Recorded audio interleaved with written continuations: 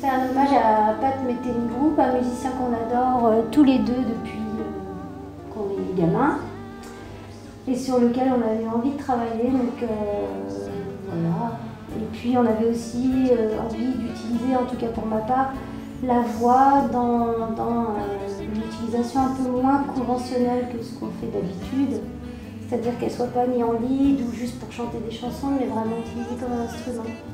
Et du coup, c'est vrai qu'on n'est pas non plus dans une relecture littéraire, littérale de Metheny. Je pense qu'on a vraiment aussi apporté notre couleur du fait de l'instrumentation, du fait de l'écriture de Karine et de Pierre qui sont des arrangeurs avec vraiment des pattes particulières. Donc du coup, on est aussi dans autre chose, quoi. C'est vraiment aussi de la création.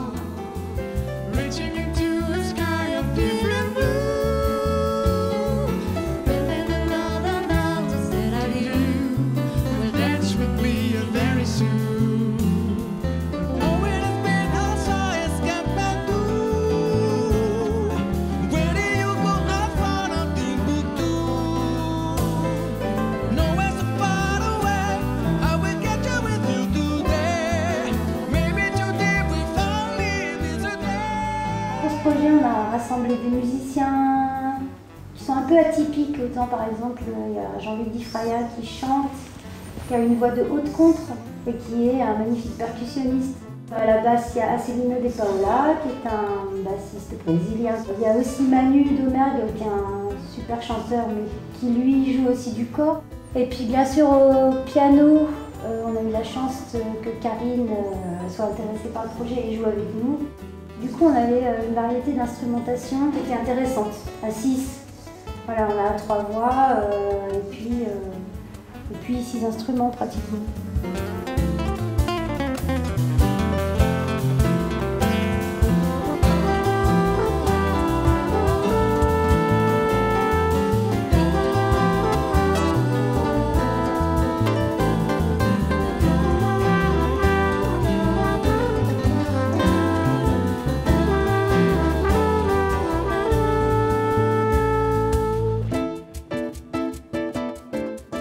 Cette musique, elle est super abordable, qu'elle n'est pas élitiste du tout et qu'en même temps, elle est très riche justement d'influences diverses, aussi bien jazz, donc des musiques improvisées, de la musique écrite, de rythmes du monde entier.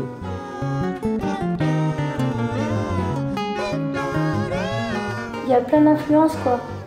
Moi, je me rappelle quand j'ai écouté ça, gamine, il y avait... ça t'ouvre les oreilles vers le Brésil, vers l'Afrique, vers le rythme, mais aussi vers l'harmonie, vers le jazz. C'est super riche. Et en plus, c'est hyper entraînant.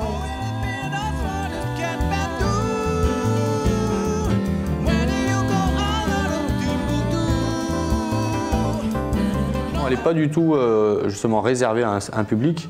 Et même au-delà, elle peut permettre d'aller vers des musiques un peu plus, entre guillemets, évoluées. Enfin, en tout cas, elle peut être un pont pour aller vers le jazz.